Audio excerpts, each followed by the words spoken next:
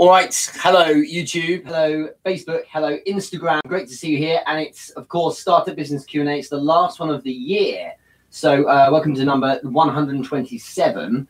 And yeah, this one is about asking me anything you like, if you like. And what I really want to do is just hop online briefly here. You probably got a lot on your plates with you know, the end of your year and whatever it is you might be doing. So I'm just going to let a few people come online now. Hi everyone jumping in on Facebook. So your questions, of course, are on startups, but really can be anything looking at the new year. I think this is an interesting time to take stock and things like that, because the reality is that many of us do things in different ways. I think if you remember back a few months when it was my birthday, I'm very much of the opinion that my year starts on my birthday. Why not? And that's how I've done it, to try and avoid being affected so much by the turn of the year or something like that. But you can't help but be carried up somewhat in the feeling that there's a lot of, you know, things happening and people thinking about, you know, what 2019 can look like and so on. So I think it'd be interesting to see your questions on it. Happy New Year in advance to those of us who are not yet in 2019, and Happy New Year to those of you who are, because of course the other side of the world are already enjoying the 1st of January. I just want to say hi to everyone who's joining in here. So Moglian, Rayson, Devon, Nadine, hello, nice to see you here. Bina, good to see you here. Well done to have some UK presence here.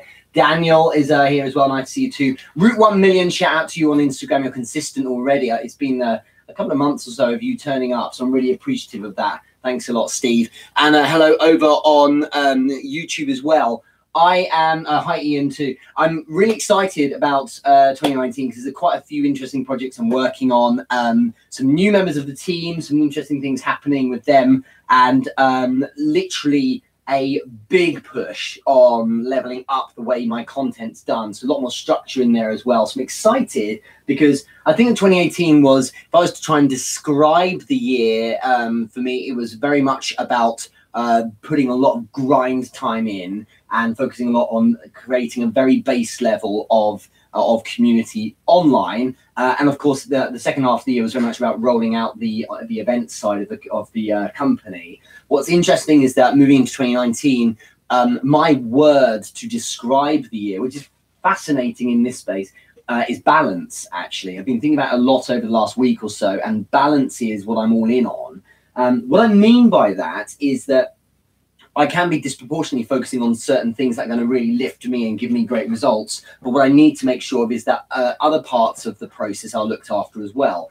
So where I provide a bottleneck, I'm making sure there's people involved to help me out with it. And there are other facets of the world I'm in that I want to do more in. And I think that it'd be really good to make sure that they're covered as well. So balance is the key here.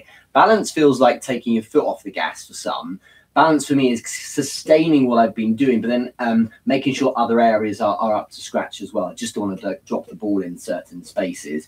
So I'm excited about the year. Now, a little announcement about the newsletter that was, well, it usually goes out on a Monday. It's going to go out tomorrow instead. The reason why is because I thought instead of having a kind of an end of year one, when really last week on, was it Christmas Eve, we sent out the newsletter, and that was very much our wrapping up the year one. So tomorrow can be our first newsletter of the new year on the 1st of January, and thereafter we'll go back to Mondays again. But I think it's a nice way of doing it, because it means, you know, rather than our first newsletter being of the year being, you know, out on the 8th of the or 6th of the month, it's just we're not missing too many days, I suppose. So we'll be doing that tomorrow.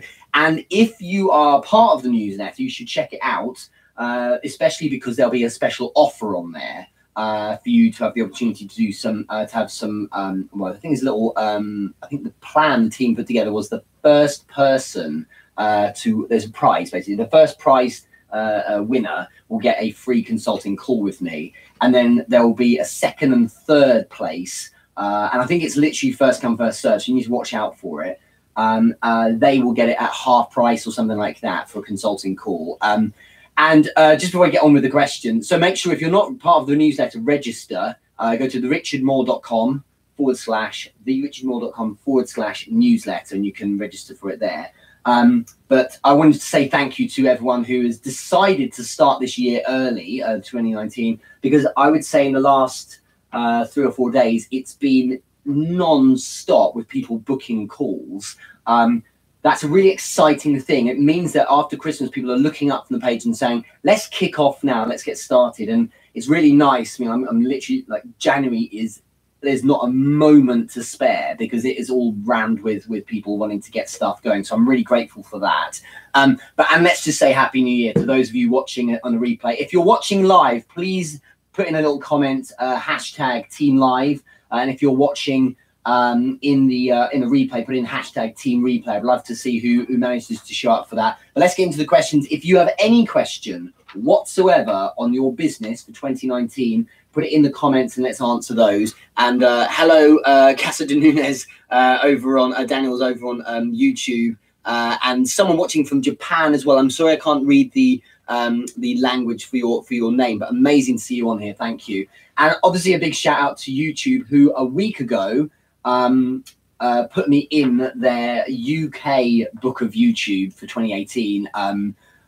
It's really given me a real kind of impetus to kick off YouTube for next year and do great things with it. Hopefully you can hear me okay, because I've just realized I had my microphone down here. Can you hear me okay on Facebook? Give me a thumbs up if you can. Right, let's get on. So first question is Ian Tisker. He's asked, what trends are you seeing develop as we go into 2019 that we as entrepreneurs can leverage? I think it's a really good question, actually, because what's important is that we understand where things are right now as entrepreneurs. If you look at the best people to listen to on this, and I'd like to think I'm part of that group, is people who are practitioners right now, people who are literally live practitioners as entrepreneurs right now. Textbooks are already out of date in many ways. And if you look, let's just take content marketing as an example, or content production and things like that. Only a year ago, because I was talking to someone about this recently. In fact, let me go a step back. If you look at 2015, if you look at 2016, if you look at 2017 and then 2018, so much has changed in terms of what's acceptable online, what you can get away with, and what actually works. And it's like a very intense version of 15 years ago. People would actually click on banners on a website. Nowadays, you don't even technically, you technically see them, but you don't really consciously register them. Things like that are huge. Like knowing these things is important. And I think one thing to be aware of is that I feel from 2016 through 2017, content marketers, these are people who leverage content. So they put content online, put money against it, tell stories and so on. They've been doing a good job of understanding, certainly through 2016, 17 and into 18, they've realized that storytelling matters. An advert trying to say, hey, buy my stuff doesn't work. But what happens with people spending such a huge amount of time online is that they see consistently adverts and content, and they get used to certain things. What I mean by this is that you actually get conditioned against things that don't work. So for instance, if you go to the bottom of some dodgy website, you'll see the clickbait adverts, right? You'll see the, I don't know names, maybe BuzzFeed, things like that, but it'll be geolocated. It'll be things like, you'll never believe what just happened to this person living in your street, or, you know, something like that to get you to click on it. And there was a time when that would work. People were like, oh, I wonder what it is. But of course, now we're conditioned against it. If you look in the last 18 months, 2 years, content marketers had done, someone I was in touch with recently, I think Amanda Ford was her name. She put it perfectly. She called it bro marketing. And it's not kind of a slight against blokes, but the idea of it is bro marketing is basically like the classic funnel. You too can make £237.92 per hour if you follow these steps. And it's like that classic funnel approach. Storytelling does matter, as Daniel's rightly put up here, is absolutely right. But what I think's shifting now is that people posture and try and create an image of being someone successful, but their ability to bullshit us is now failing against our ability to pick up on it. And so what's happening is you get a lot of people who, you know this, the pre-roll ads on YouTube, for instance, it's just another guy standing on the beach on his holiday, talking about how you know, you want the good life and the freedom and all this kind of nonsense. And actually, you just like, we're so immune to it now. And there's all these people running into the hole that was created by people like Tai Lopez, really 3 years ago, was kicking that kind of thing off. And I think to answer this question directly, what Trends and Thing develop is the focus. And this is really what it comes down to for content for you guys. There's a focus on doing and showing you do things, as opposed to saying you are something. That's important. Okay, just want to stop for a moment and shout out Matan. Hi, mate. Good to see you there. Be good. Looking forward to speaking to you in about a week or so.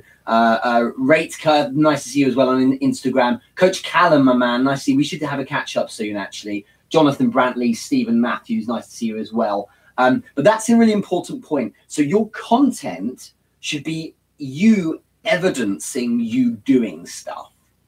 So, for instance, at least testimonials, or like sensitively redacted bits of it, DMs of people saying things to you, basically showing you doing things.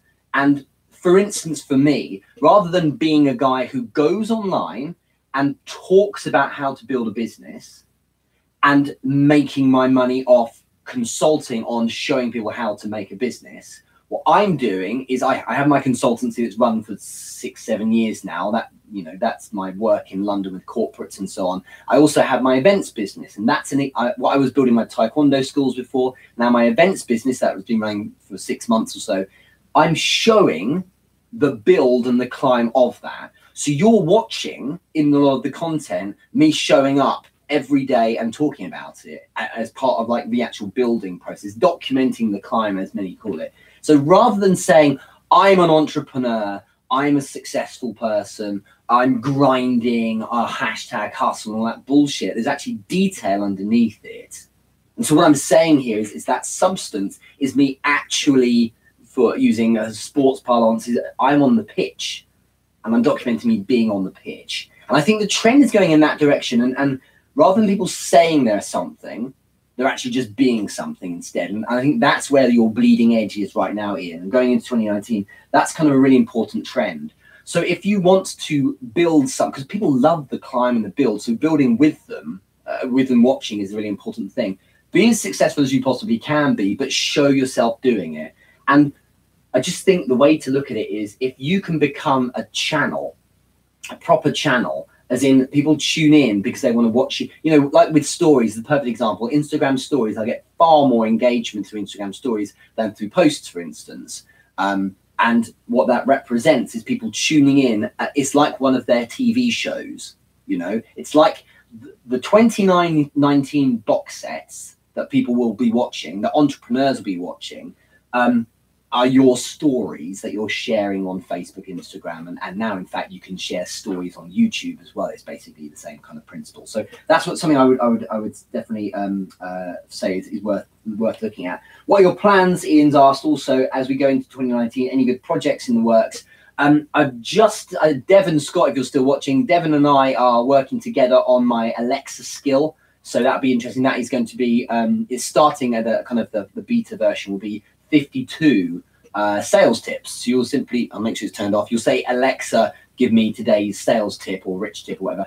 And it will give you, you know, randomly generated one of the 52 tips. So eventually it'll be 365, but time, right? So that's an Alexa skill we're building. But the main project is Entrepreneur Business Live 2.0, which will be the same format, but now rolled out across other cities. I think the latest request was one in Colorado that I'm looking at potentially doing. I'm very excited about this. So to give you more detail, that the key thing about Entrepreneur Business Live is that I currently am the bottleneck. So I need to get the hell out the way of it because there's so much traction and keenness in it. So the plan with it, those who are interested, is moving to a franchise model.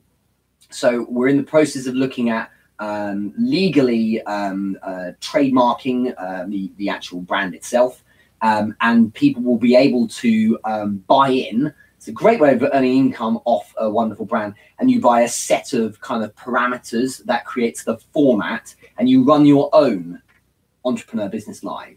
So for instance, Daniel, who's watching right now, or Ian, for instance, who asked the question, you would be able to say, right, I would like to run an entrepreneur business live in Phoenix.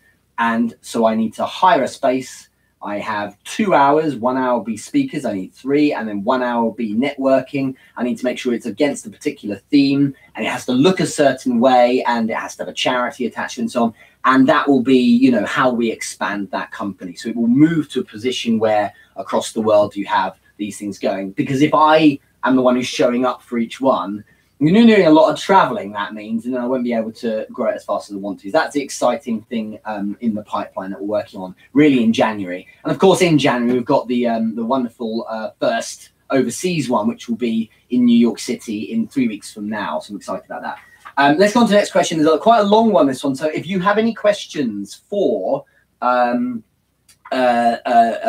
for Startup Business Q&A this episode, and just put them in the comments. Let me know if you're watching live, so hashtag team live. If you're watching on the replay, so you can put hashtag team replay. Just want to share this, invite people to look as well. But Bernadette Judd has asked, okay, so to overcome my fear of creating content, I'm just going to start posting daily and creating ebooks and stuff about anything. Just a side note, I would think hard about if you want to create ebooks. I would say maybe make it something short and easy to consume, because look, people don't read ebooks, they just don't. People do listen to books on Audible, but they don't sit down and read a PDF that's loads of pages. An ebook could be like a document of 2 pages of, you know what it always does is just remember, people want to consume and have the answer. No one wants to buy a book to read. They want the outcome of having read the book, which is why I think it's called Mentorbox. There's this business that's read all the books and they give you the crib notes. So I've got these books here. I like reading, so it's something I do, but I don't read them all. What I do is I read the bits that I need to learn. Once I've got the central thesis, I move on to something else, and that's what people want. So hack away at that. Remember, people want the outcome of having read the ebook. So if you give them a 1-page, 10-point checklist of what to learn about Twitter in 2019, it's far better than the big ebook. Just as an aside, it's worth you knowing that. At least that's my opinion on this. And then she says, literally like one of the ebooks is funniest funerals you could have, because I tell silly jokes about creative ways to leave with a bang. Okay, nothing to do with my product or market, but I figure that seeing as I have a tiny audience, I don't know my market in detail, and I'm a bit of a jokester, I see no harm if it creates me a public content posting habit. I suppose what's being said here by Bernadette is, I want to work in a space that makes me feel comfortable to begin with. I get that. My suggestion is, why not combine the two? Why not focus on something reasonably close to your product space and basically make sure that you're being comical and funny, because that's obviously your jam, as they say. That's the thing that you do that is interesting to people.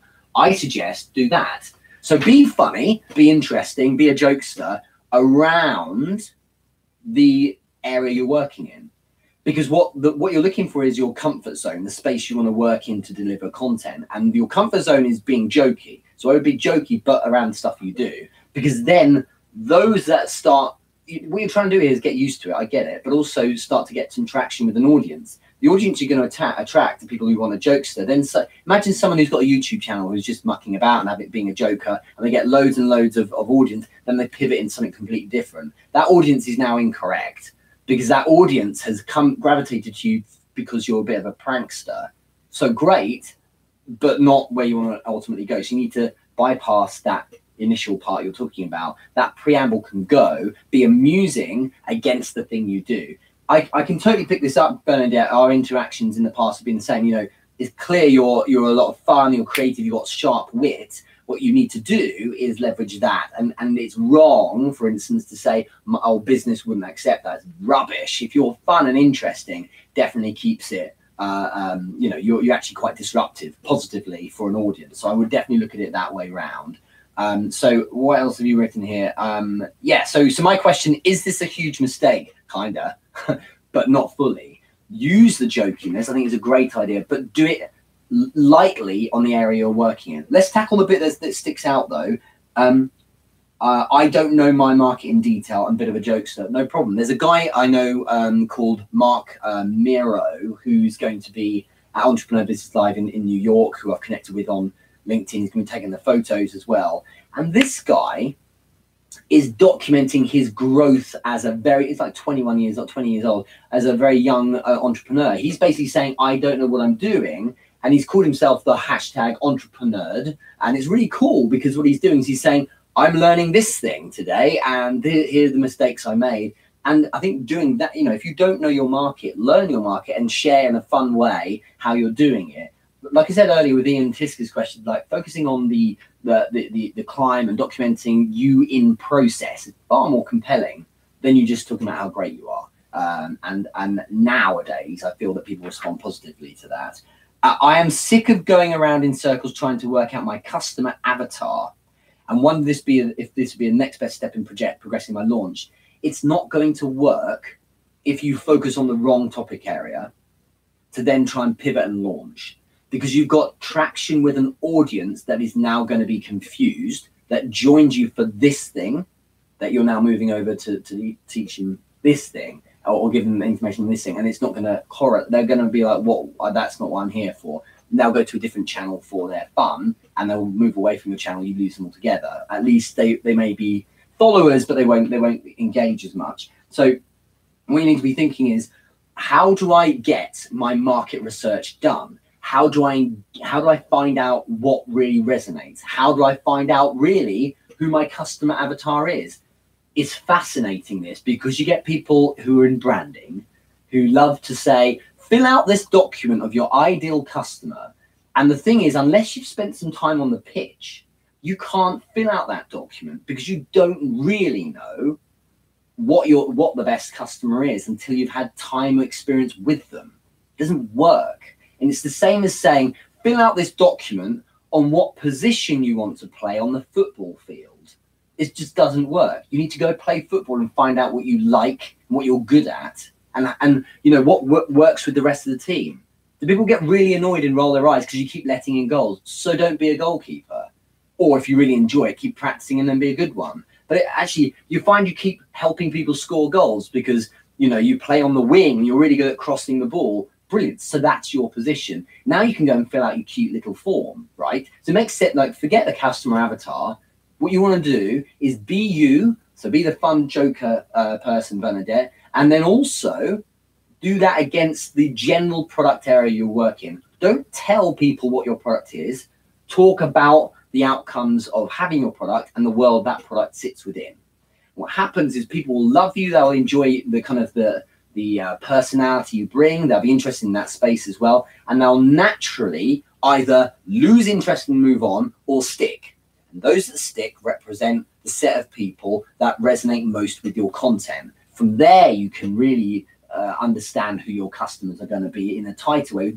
With feedback, you're like, okay, these people in front of me who are reacting positively to the message I'm putting out about my thing, they're the ones clearly who are interested. And so I really need to respond to them. So that's the way to do it. You want to broadcast some content, share what you're about, and go from there.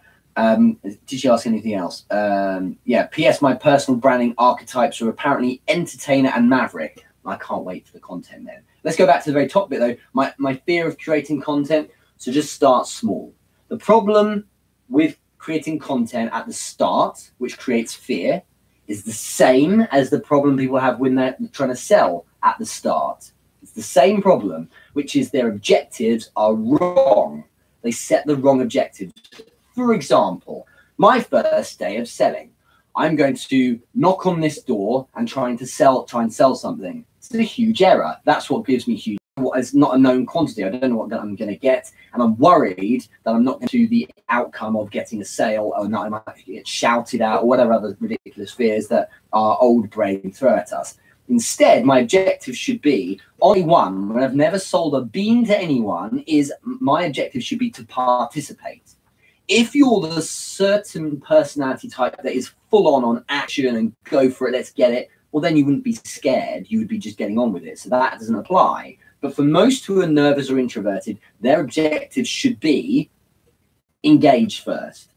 Once they engage, and you know, they've had a day of participating or being on the pitch and being rubbish, but it doesn't matter because they're not there to sell. They're there to engage and try. You know, the process of knock. For some, the first objective they should be having, if they were knocking on doors selling, their objective for day one should be knock on 20 doors. The outcome beyond that doesn't matter because there's so much fear. And it's the same here with content creators. Their first objective is really simple. It should be create content. So participate, basically. You could even put, this is my first piece of content. You type it. Don't worry about video and things like that if it's too much. Just type. This is my first piece of content. I'm really nervous. And then use a bit of fun because you obviously got that personality, Bernadette. You know, don't, you know, be nice to me or whatever and stick that on. Okay. And then send it out. I remember a guy who'd never done video who was messaging me on Instagram. It's like, man, I wish I could do some video. I really want to. I'm just scared. And I said, your objective isn't to do great video. Your objective is to do video. So what you need to do first is record a video. And I said, here's how it goes. It's 7 seconds. You're going to sweat lots just to manage your expectations. Your first 7-second video will be, hi, my name's, I can't remember where it was, somewhere in Germany actually. My name's whatever it was. This is my first video. I'm really nervous. I'm signing off now, and end it. And I remember I said, I don't want to have any more messages from you till you've done it. And then you can come back and tell me you did it. And you did it. And I watched it and I was like, yeah, you look really nervous. Because that's how everyone is, but you've done your first one. It was like, wow, it was really kind of exhilarating, but I cracked myself. It's like, right, so now do it again. And then the next day I said, I want you to just send me a message each time you do it. So for a week he did this, and after a while I was like, kind of getting there. So don't worry about great quality, high production video if you've never done video. Worry about making a video, and then that's it. Like, your objective has to be low, and it's the same here, Bernadette. If you've got fear of creating content, you just need to create something.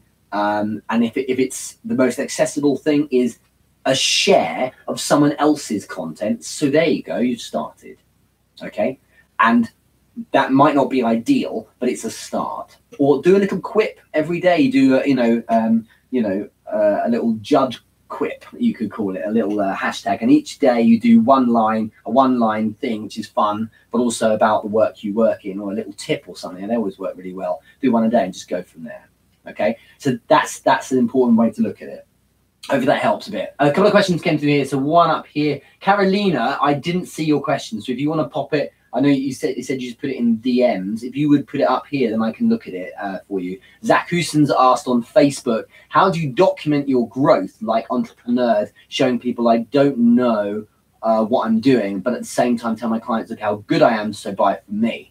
So there will always be a spectrum of clients, Zach. There will be clients when you are far better at what you do that will want to buy from you and spend thousands of pounds an hour with you, whatever. There'll be clients who at the very start, okay, those clients, by the way, you haven't earned the right to work with if you're not that great yet, for instance. If you're just starting out, there'll be people they'll need you because you're doing something for them they don't have time for. You might not be great, but it's better than nothing, for instance. So what you're doing is you're documenting your climb. What's fascinating is the more you do this, the more people start seeing you as someone who's being open and familiar. And as long as you share the successes as well, something intangible happens. And I think, well, I know because of selling, that what's happening here is you're breeding familiarity. If you over polish the content you put out there, that is only wins and nothing kind of during the day getting to the win, people aren't seeing the process enough, and that doesn't give the authenticity that's needed for someone to feel like they know you through the screen. So for instance, that's why stories are so powerful as a marketing tool. If you're just thinking of something and you share it, what you're doing is you're sharing like the stream of consciousness almost, and people watching, or humans, this is how we work, we will start feeling like we know that person well. Think about this. Some of the people watching here, they've watched almost all of these Q&As. This is the 127th week of doing it. And whilst we've never met for some of these people, they are still feeling, because it's just how humans are, you feel like you know that person well. If your subconscious consumes someone enough, on the content sense, then what happens is you move to a place where you feel familiar with them. And familiarity is what pretty much the most powerful thing to build the trust upon which someone will decide to buy from you. You'd be stunned, Zach. You can be sufficiently adequate at what you do, but with familiarity, people will lead in your direction.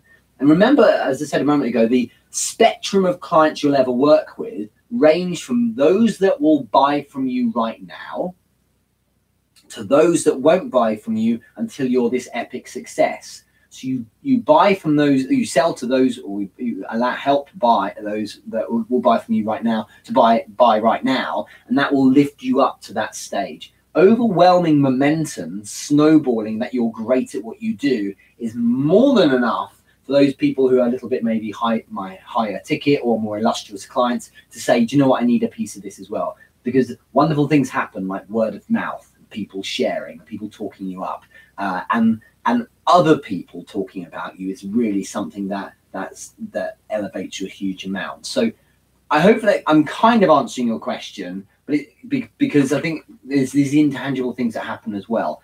People who don't know what you're doing, who don't think you're very good at the moment, aren't going to buy from you. I get that. But then if you're not good enough yet, then they're not going to buy from you anyway.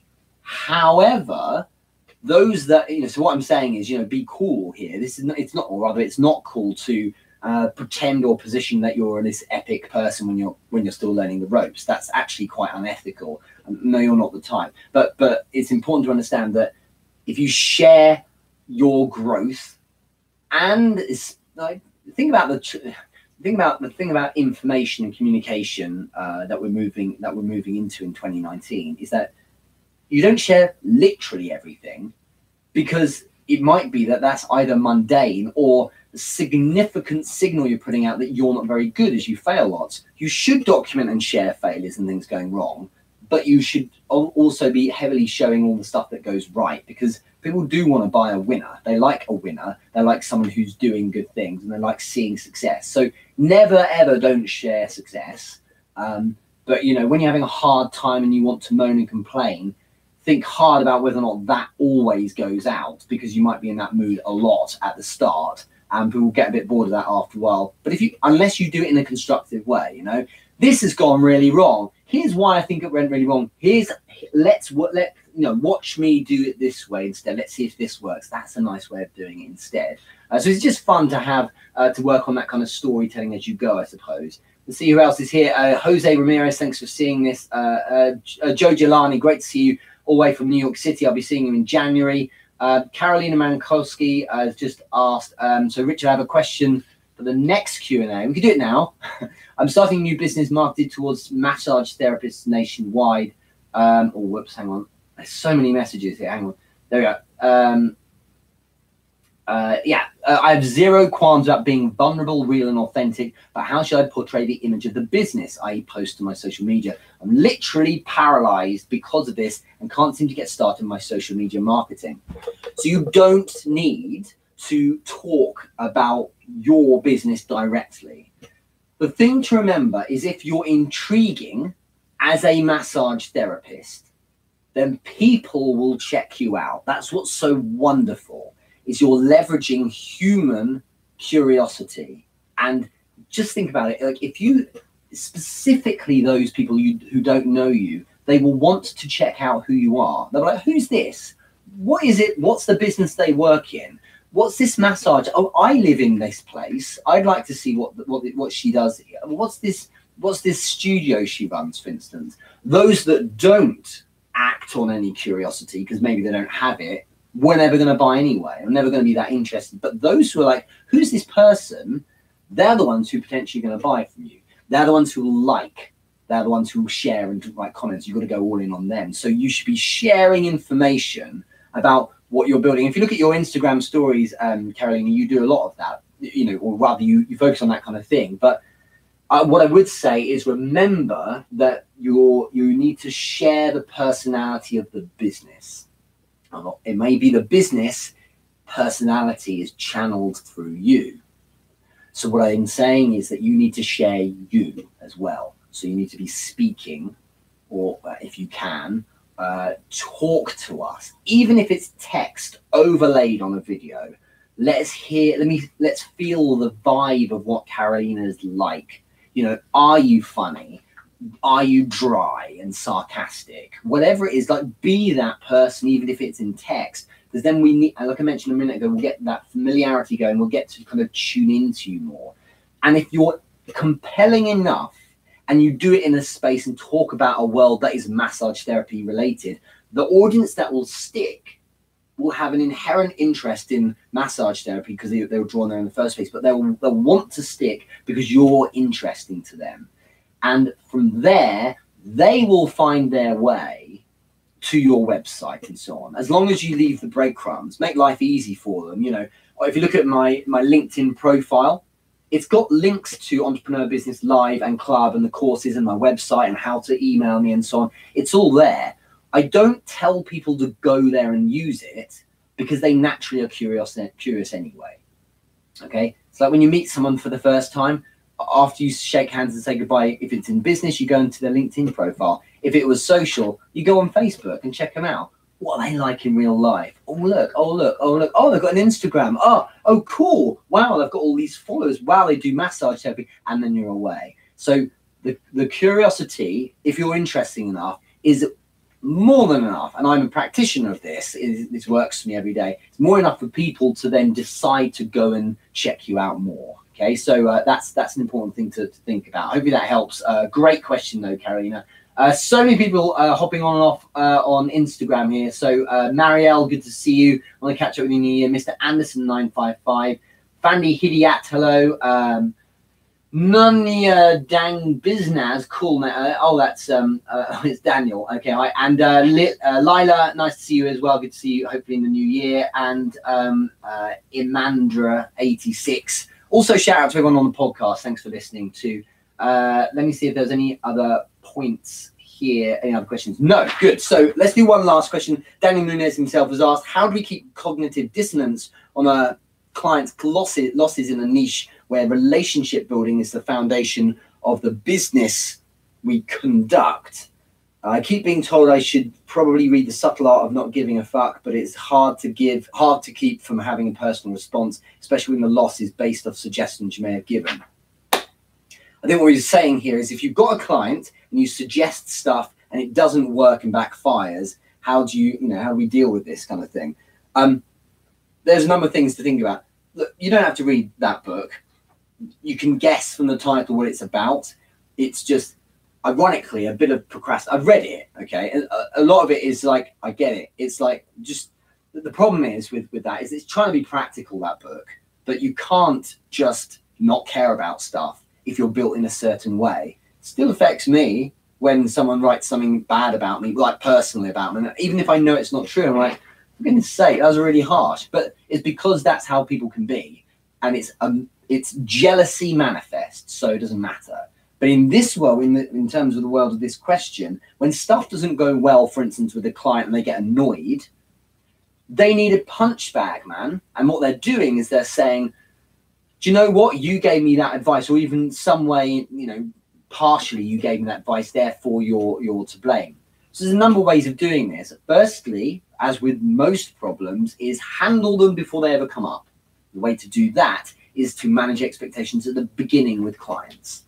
So I remember when I was doing consulting calls, when I did online consulting calls, I don't tend to do as much now, but when I was doing coaching kind of online, what I would always say at the start was, I'm not your boss, and I will suggest things, but I will never tell you what to do, insofar as saying, you must do this. Whatever you want to do, it's your decision because you're grown up, but I will suggest things that are fully logical.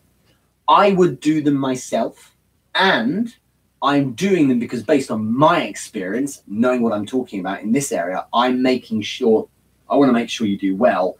And the thing to remember is not everything works. So just tell them, it's like not everything works, and there's going to be losses. What, you're going to not have a loss? Even if you work with the greatest guru in the world, you're going to have losses. It just happens. Simple as that. You can't say that the greatest entrepreneur will never do anything wrong. Look at Gary Vaynerchuk and Planet of the Apps. flopped. And you ask him, did it flop or was it a major success? No, it flopped. It was personally a bit of a success for him because then he was aligned with Jessica Alba and, you know, whatever. He was very mainstream for that moment. That helped him probably gain a load of people into his space who loved his vibe when he was on the show. But who watches that? It wasn't a major sensation, was it? So, you know, some things are flops, it doesn't matter. Their expectations need to be managed. I think it's important to let's talk about you though, because this is about you not taking things personally. It's not a solution to say, oh, don't take things personally. That's the outcome you want, but it's not a solution. It's not going to just happen like that. Some people, I'm envious of them at times. Some people just, it bounces off them. As you experience these things more and more, Daniel, you'll get more used to it. As you get older, you care less about stuff like this affecting you personally. It's, you know, think about what I'm doing right now, streaming live. I know lots of friends from school and clients people could watch this, and some do. I don't care anymore. Whereas I used to really worry about it, like going online, like, is this going to really, am I going to look like an idiot? Now it's like, but I do this and it converts into wonderful things I get to do throughout the year. So why would I have a problem with it? So, you know, I'm just kind of, you deciding on what thing's going to matter to you the most.